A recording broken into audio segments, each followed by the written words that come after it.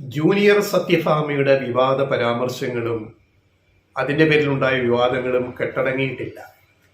RLV രാമകൃഷ്ണനെതിരെ, Kalabhavan മണിയുടെ അനുജനെതിരെ അവർ നടത്തിയ വംശീയ വെറി അടങ്ങുന്ന ആ പ്രയോഗങ്ങൾ, അഭിപ്രായങ്ങൾ. ഇന്നിപ്പോൾ വെള്ളപൂശാൻ സ്വയം ജൂനിയർ സത്യഭാമ ഒരു പോസ്റ്റ് ഇട്ടിട്ടുണ്ട് ഫേസ്ബുക്കിൽ. അതിൽ ഈ വെള്ളപൂശാൻ വീണ്ടും സ്വയം ന്യായീകരിക്കുകയാണ്. ഈ പറഞ്ഞതിലൊന്നും ഒരു പശ്ചാത്താപത്തിൻ്റെ ഒരു ലാഞ്ചന പോലും, ഒരു റിപ്പൻറ്റൻസും അവരുടെ പോസ്റ്റിൽ, വാക്കുകളിലില്ല, വാചകങ്ങളിലില്ല. കുറേ ചാനലുകാർ, മീഡിയക്കാർ എൻ്റെ വീട്ടിലേക്ക് വന്ന് ഇടിച്ചു കയറി എന്നെ ഓരോന്ന് ചോദിക്കാൻ തുടങ്ങി എന്നോട്. ഞാനപ്പോൾ എനിക്ക് ദേഷ്യം വന്ന് ഞാൻ ഓരോന്ന് പറഞ്ഞു. അതല്ലാതെ ഇതിനകത്ത് എന്താ, ഞാൻ അങ്ങോട്ട് പോയി പറഞ്ഞല്ലോ. പക്ഷെ അവരൊരു യൂട്യൂബ് ചാനലിൽ കൊടുത്ത ആദ്യ ഇൻ്റർവ്യൂ, ആ വിവാദമായ ഇൻ്റർവ്യൂ അവരൊന്നുകൂടി കാണണം. അവര് വളരെ വ്യക്തമായിട്ട് താൻ ഉദ്ദേശിക്കുന്ന കറുത്തവൻ എന്ന് ഉദ്ദേശിക്കുന്നത് RLV രാമകൃഷ്ണനെയാണ്, അയാളുടെ മൂക്കിനിയാട്ടം എന്തെന്ന് അവർ കളിയാക്കി വിമർശിക്കുന്ന വാചകങ്ങൾ കൃത്യമായിട്ട് ആരാണെന്ന് മനസ്സിലാകുന്ന പ്രയോഗങ്ങൾ ആ യൂട്യൂബ് ഇൻ്റർവ്യൂവിലുണ്ട്. ഇതേപോലെ ആണ് TM കൃഷ്ണയ്ക്കെതിരെ ഉണ്ടായ അധിക്ഷേപം. ഇത് രണ്ടും കൂടെ ചേർത്ത് വായിക്കാൻ പറ്റും. ആരാണ് TM കൃഷ്ണ? അറിയപ്പെടുന്ന കർണാടക സംഗീതജ്ഞൻ. TM കൃഷ്ണയ്ക്ക് കർണാടക സംഗീതത്തിലെ ഏറ്റവും പ്രശസ്തമായ ഒരു സ്ഥാപനമായ ചെന്നൈ മ്യൂസിക് അക്കാദമി, മുമ്പ് അതിന് മദ്രാസ് മ്യൂസിക് അക്കാദമി എന്നായിരുന്നു പേര്. മദ്രാസ് ചെന്നൈ ആയപ്പോൾ ചെന്നൈ മ്യൂസിക് അക്കാദമി സംഗീത കലാനിധി അവാർഡ് പ്രഖ്യാപിച്ചു. അത് നമ്മുടെ രാജ്യത്ത് കർണാടക സംഗീതത്തിലെ ഏറ്റവും പ്രധാനപ്പെട്ട ഒരു അവാർഡാണ് ഈ സംഗീത കലാനിധി അവാർഡ്. അത് കിട്ടുക എന്ന് പറയുന്നത് ഒരാളുടെ ഒരു സംഗീത ജീവിതത്തിലെ സബരിയിലെ ഏറ്റവും വലിയൊരു സെനിത് പോയിന്റ് ആണ്. അതാണ് ഈ വർഷം ചെന്നൈ മ്യൂസിക് അക്കാദമി ഭാരവാഹികൾ TM കൃഷ്ണയ്ക്ക് പ്രഖ്യാപിച്ചത്. TM കൃഷ്ണ ആരാണ്? ആമുഖത്തിൻ്റെ ആവശ്യമൊന്നുമില്ല. പക്ഷേ അദ്ദേഹത്തിൻ്റെ മറ്റു ചില കാര്യങ്ങൾ കൂടി നമ്മൾ അറിഞ്ഞിരിക്കണം. ഈ മദ്രാസ് മ്യൂസിക് അക്കാദമി, ഇന്നത്തെ ചെന്നൈ മ്യൂസിക് അക്കാദമി സ്ഥാപിച്ചത്, അതിന് മുൻകൈ എടുത്തത് ആരായിരുന്നു? TM കൃഷ്ണയുടെ വല്യമ്മാവൻ. ആ പേര് നമ്മൾ പറഞ്ഞാൽ പെട്ടെന്ന് നമ്മൾ ഓർക്കും. ആ പേര് TT Krishnamachari. TT കൃഷ്ണമാചാരിയുടെ കുഞ്ഞനന്തരവനാണ് TM Krishna. തമിഴ്നാട്ടിലെ ഒരു തമിഴ് ബ്രാഹ്മണ കുടുംബത്തിൽ ജനിച്ച ആള്. ആ TM കൃഷ്ണയാണ് കർണാടക സംഗീതം എല്ലാവർക്കും പ്രാപ്യമാക്കണം, ബ്രാഹ്മണർക്ക് മാത്രം പാടില്ല, വിവേചനം പാടില്ല, ദളിതരും മറ്റുള്ളവരും ഇത് പഠിക്കണം എന്ന് പറഞ്ഞ് കർണാടക സംഗീതത്തെ തെരുവിലേക്ക് കൊണ്ടുവന്ന ആളാണ്. ഏറ്റവും നന്നായിട്ട് കർണാടക സംഗീതം പഠിച്ചിട്ടുള്ള TM കൃഷ്ണ. ആ കൃഷ്ണയുടെ വല്യമ്മാവനാണ് TT കൃഷ്ണമാചാരി. കൃഷ്ണമാചാരി ആരായിരുന്നു? തമിഴ്നാട്ടിലെ ഏറ്റവും വലിയൊരു വ്യവസായിയായിരുന്നു. TTK ഗ്രൂപ്പിൻ്റെ സ്ഥാപകൻ. നമ്മൾ ഇന്ന് പറയുന്ന പ്രസ്റ്റീജ് ഉൽപ്പന്നങ്ങൾ, ഹോം അപ്ലയൻസസ്, മറ്റ് കോസ്മെറ്റിക്സ് ഉൽപ്പന്നങ്ങൾ, ഇതിൻ്റെ എല്ലാം ഉടമസ്ഥരാണ് TTK group, TT Krishnamachari group. TT കൃഷ്ണമാചാരിയുടെ മക്കളാണ് ആ ബിസിനസ് പിന്നെ മുന്നോട്ട് കൊണ്ടുപോയത്. ഇനി TTKയുടെ രാഷ്ട്രീയം എന്തായിരുന്നു? അദ്ദേഹം ബിസിനസ്സുകാരനായിരിക്കുമ്പോൾ തന്നെ അദ്ദേഹം നെഹ്റു മന്ത്രിസഭയിൽ 2 തവണ ധനകാര്യമന്ത്രിയും 1 തവണ വാണിജ്യ മന്ത്രി, കൊമേഴ്സ് മിനിസ്റ്ററുമായിരുന്നു. നെഹ്റു മന്ത്രിസഭയിലും നെഹ്റുവിൻ്റെ ചരമത്തെ തുടർന്ന് ലാൽ ബഹദൂർ ശാസ്ത്രി മന്ത്രിസഭയിലും അദ്ദേഹം മന്ത്രിയായിരുന്നു, കേന്ദ്രമന്ത്രി. TM കൃഷ്ണയ്ക്ക് ഈ വരുന്ന ഡിസംബറിലാണ് ചെന്നൈ മ്യൂസിക് അക്കാദമിയിൽ വെച്ചിട്ട് ഈ പുരസ്കാരം നൽകുക. അന്ന് അവിടെ കർണാടക സംഗീത രംഗത്തെ പ്രമുഖർ അന്ന് അവിടെ പരിപാടികൾ അവതരിപ്പിക്കും, കച്ചേരി അവതരിപ്പിക്കും. അപ്പം അതിൽ തങ്ങൾ പങ്കെടുക്കില്ല എന്ന് കർണാടക സംഗീതത്തിൽ അറിയപ്പെടുന്ന സോദരിമാര് പ്രഖ്യാപിച്ചു. ആരൊക്കെയാണ്? രഞ്ജനിയും ഗായത്രിയും പറഞ്ഞു. രഞ്ജനി, ഗായത്രി സഹോദരിമാർ പറഞ്ഞു. അവരറിയപ്പെടുന്നവരാണ്. അവർ പറഞ്ഞ കാരണം, കർണാടക സംഗീതത്തിൻ്റെ പാരമ്പര്യത്തെ പിന്തുടരാതെ അതിനെ തെരുവിലേക്ക് കൊണ്ടുപോയ ഒരാൾ, പിന്നെ ബ്രാഹ്മണരെ ഉന്മൂലനം ചെയ്യണമെന്ന് പറഞ്ഞ പെരിയാറിനെ പിന്തുണയ്ക്കുന്ന ഒരാൾ, അദ്ദേഹത്തിന് പുരസ്കാരം കൊടുക്കുന്ന ചടങ്ങിൽ കച്ചേരി അവതരിപ്പിക്കാൻ ഞങ്ങൾക്ക് താല്പര്യമില്ല എന്നാണ് ഇവർ രണ്ടുപേര് പ്രഖ്യാപിച്ചിരിക്കുന്ന ആര്, രഞ്ജനിയും ഗായത്രിയും സഹോദരിമാരെ പ്രഖ്യാപിച്ചിരിക്കുന്നത്. അപ്പൊ എന്താണ് ഇതിൻ്റെ വിഷയം? പെരിയാർ, EV രാമസ്വാമി നായ്ക്കർ എന്ന് പറഞ്ഞ പെരിയാർ ബ്രാഹ്മണ മേധാവിത്വത്തിനെതിരെ ദ്രാവിഡ പ്രസ്ഥാനം, ആദ്യം ജസ്റ്റിസ് പാർട്ടി എന്ന് പറയുന്ന പ്രസ്ഥാനം, അതിനുശേഷം ദ്രാവിഡ കഴക പ്രസ്ഥാനം DK, ഹിന്ദിക്കും ബ്രാഹ്മണ മേധാവിത്വത്തിനും ഒരേപോലെ എതിരായിട്ട് പ്രസ്ഥാനം തുടങ്ങിയ ആളാണ് പെരിയാർ. ആ പെരിയാറിന്റെ പിന്തുടർച്ചക്കാരാണ് ഇന്നത്തെ DMK ഗവൺമെന്റും DMK പ്രസ്ഥാനവും ADMK പ്രസ്ഥാനവും.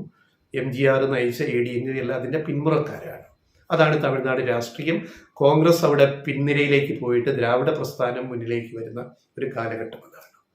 അവിടെ ഈ പറയുന്ന പെരിയാറിനെ കുറിച്ച് അദ്ദേഹം TM കൃഷ്ണ പറഞ്ഞിട്ടുള്ള അഭിപ്രായങ്ങൾ, അതാണ് വിവാദങ്ങൾ.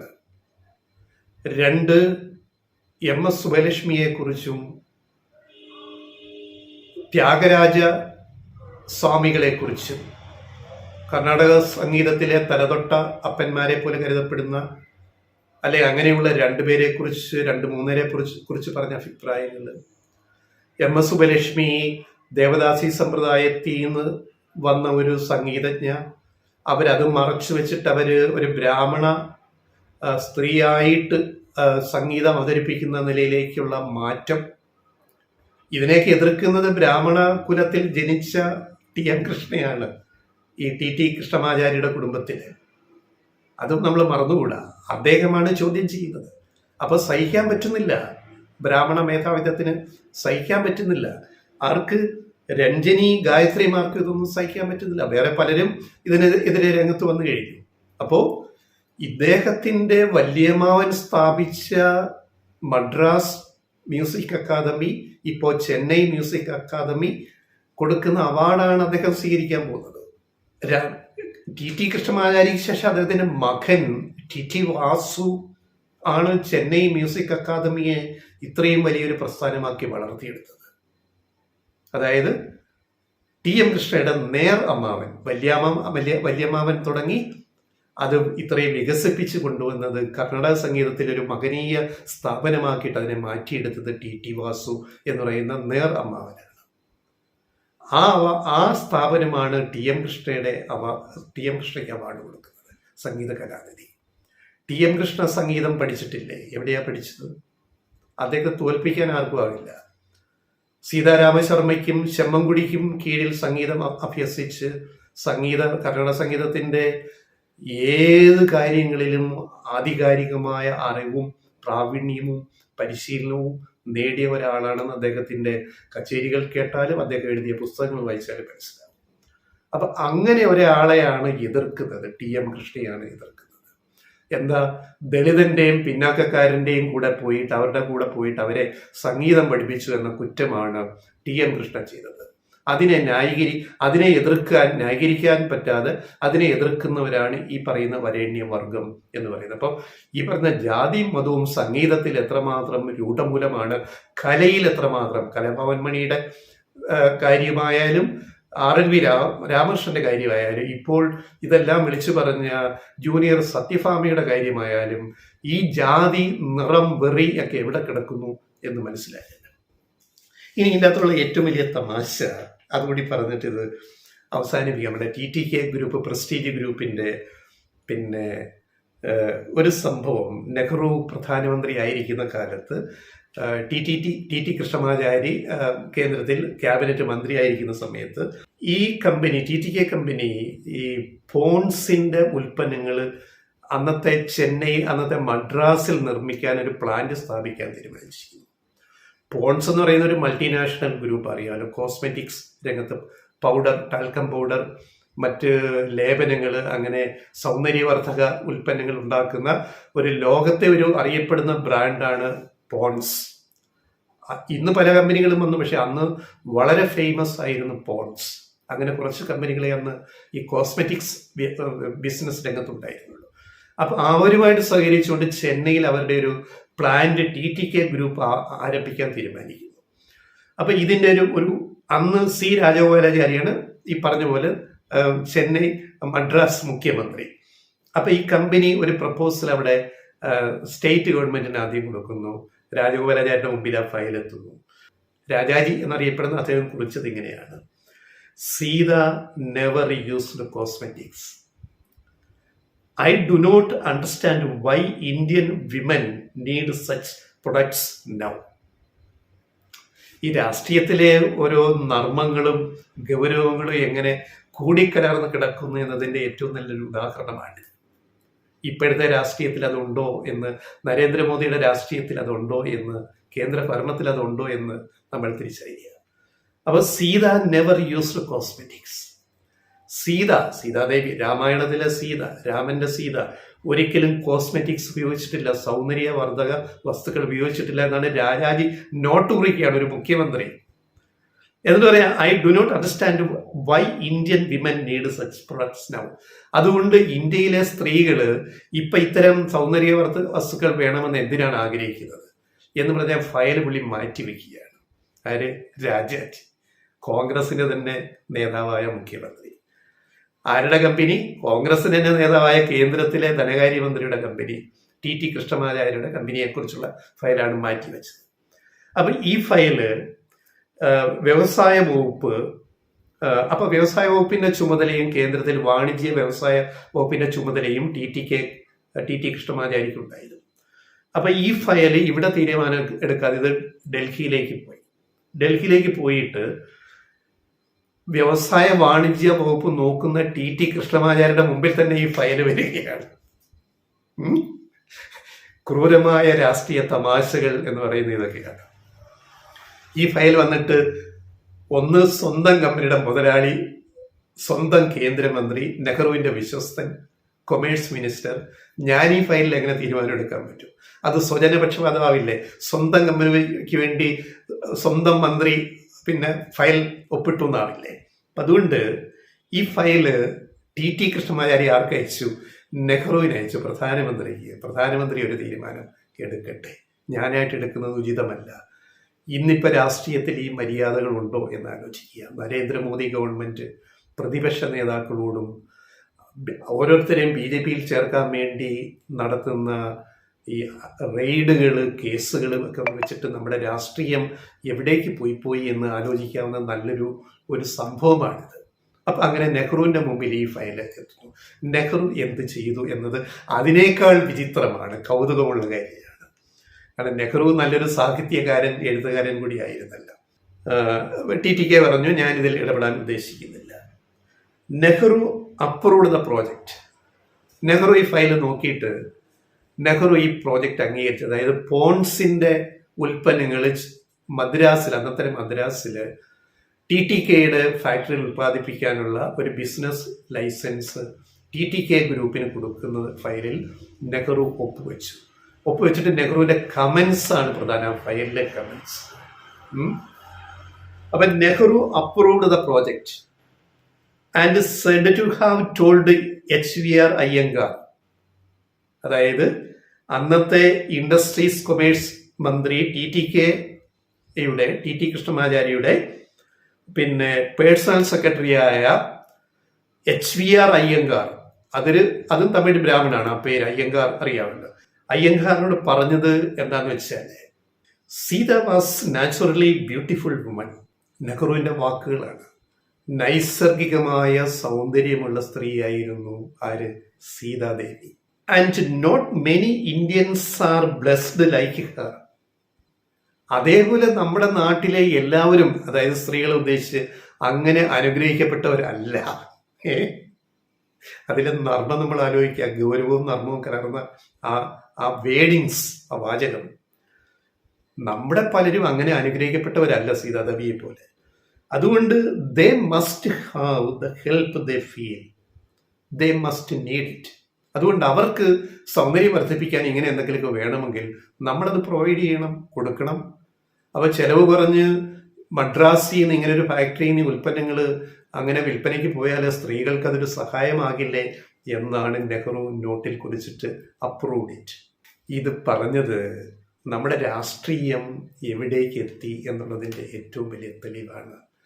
ആദ്യ ക്യാബിനറ്റിൽ, രണ്ടാം ക്യാബിനറ്റിൽ, നെഹ്റു മരിച്ച് അടുത്ത ക്യാബിനറ്റിൽ ശാസ്ത്രി, ലാൽ ബഹദൂർ ശാസ്ത്രി ക്യാബിനറ്റിലൊക്കെ മന്ത്രിസ്ഥാനം വഹിച്ച, ക്യാബിനറ്റ് റാങ്ക് വഹിച്ച ടി കൃഷ്ണമാചാരിയും നെഹ്റുവും അതേപോലെ ഈ രാജാജി സ്വീകരിച്ച നിലപാടുമൊക്കെ അന്ന് എങ്ങനെയാണ് അത് പരിഹരിച്ചു പോയത്?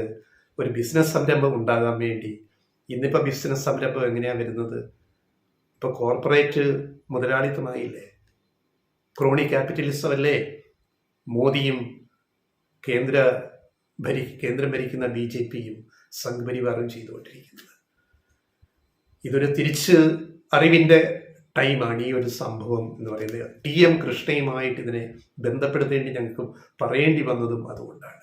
TM കൃഷ്ണ ആരാണെന്നും TM കൃഷ്ണ ഇപ്പം എടുത്ത നിലപാടുകൾ എന്താണെന്നും കർണാടക സംഗീതത്തെ പരിവർത്തനപ്പെടുത്തുന്ന നിലപാടാണെന്നും മോഹിനിയാട്ടത്തെ പരിവർത്തനപ്പെടുത്തുന്ന നിലപാടുകൾ നടത്തിയതുപോലെ ഇത് നടത്തപ്പെടേണ്ടതാണെന്നും കർണാടക സംഗീതം ആരുടെ കുത്തകയല്ലെന്നും മോഹിനിയാട്ടം ആരുടെ കുത്തകയല്ലെന്നും സ്ഥാപിക്കേണ്ടുന്ന കാലഘട്ടമാണിത്.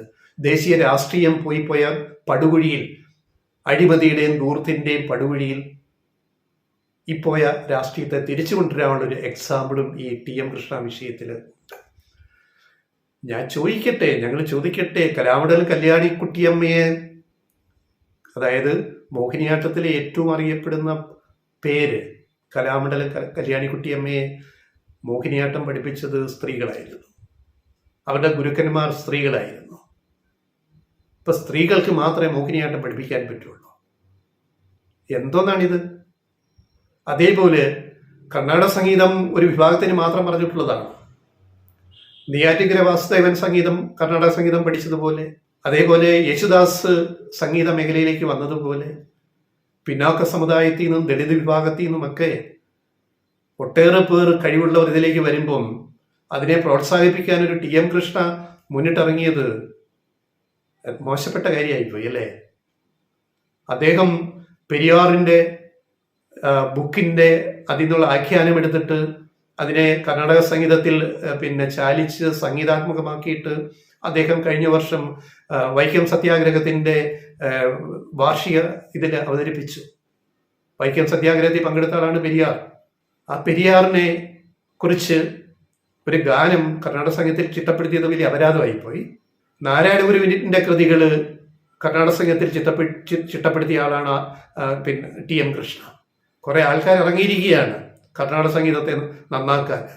എന്താണ് ഇവരുടെ ലക്ഷ്യം? അയോധ്യയിൽ പ്രാണപ്രതിഷ്ഠ കഴിഞ്ഞ ജനുവരി 22 നടന്നപ്പോൾ അയോധ്യം എന്നൊരു ഒരു രാഗത്തില് പുതിയൊരു രാഗം ഉണ്ടാക്കിയിട്ട് അവിടെ സംഗീതം അവതരിപ്പിക്കുന്നതിൽ ഒരു കുഴപ്പമില്ല. അത് മര്യാദയാണ്.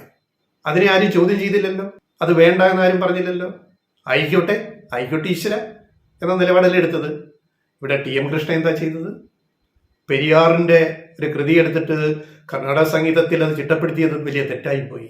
നാരായണ ഗുരുവിന്റെ കൃതി എടുത്തിട്ട് കർണാടക സംഗീതത്തിൽ ചിട്ടപ്പെടുത്തിയത് തെറ്റായിപ്പോയി. ദളിതനെയും പിന്നാക്കക്കാരനെയും സംഗീതം പഠിപ്പിച്ചത് തെറ്റായിപ്പോയി. അയക്ക് അവാർഡ് കൊടുക്കുന്ന ചടങ്ങിൽ ഞങ്ങൾ പങ്കെടുക്കത്തില്ല. Chennai music academy, Madras music academy ഉണ്ടാക്കിയത് അദ്ദേഹത്തിന്റെ അമ്മാവനും വല്യമ്മാവനുമാണ്. TM കൃഷ്ണയുടെ അമ്മാവനും വല്യമ്മാവനുമാണ് എന്ന കാര്യം മറന്നിട്ടാണ്, തലമറന്ന് വെച്ചിട്ടാണ് ഈ വിവരങ്ങൾ ഇവിടെ സംസാരിക്കുന്നത്. ചില സംഗീതജ്ഞര്, രഞ്ജിനി, ഗായത്രി, വേറെ സപ്പോർട്ട് ചെയ്യാമെന്ന കുറെ ആൾക്കാർ, ആരുമായിക്കോട്ടെ, നിങ്ങളാരും പാടാൻ പോകണ്ട അവിടെ എന്നേ ഞങ്ങൾക്കും പറയാവുള്ളൂ. അത്രയും കൂടെ ആ ചടങ്ങ് കുറെ കൂടെ ജനകീയമാകും നിങ്ങൾ പാടാൻ പോകാതിരുന്നു കഴിഞ്ഞാൽ.